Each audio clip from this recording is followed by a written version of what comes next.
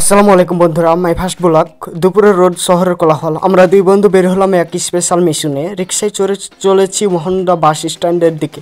গন্তব্য হচ্ছে নইমুদ্দিনের হোটেল।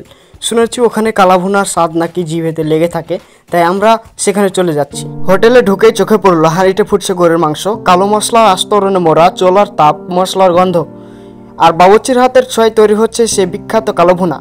দেখে বোঝা যাচ্ছে তাহলে কেমন হবে সেই স্বাদ হবে একেবারে অন্যরকম। অবশেষে আমরা বসে পড়লাম সে বিখ্যাত কালাভুনা রেস্টুরেন্টে।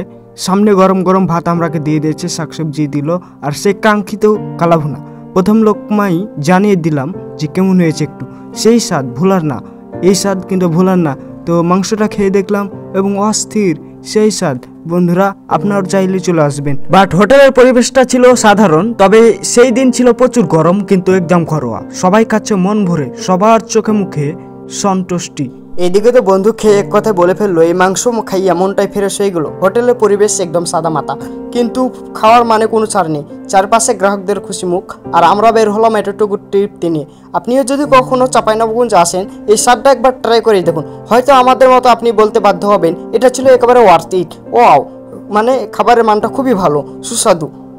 ধন্যবাদ আপনাদের। যদি ভিডিওটা অবশ্যই আপনাদের ভালো লেগে থাকে, তাহলে আপনারা অবশ্যই ভিডিওটাকে লাইক, কমেন্ট অ্যান্ড শেয়ার করতে ভুলবেন না।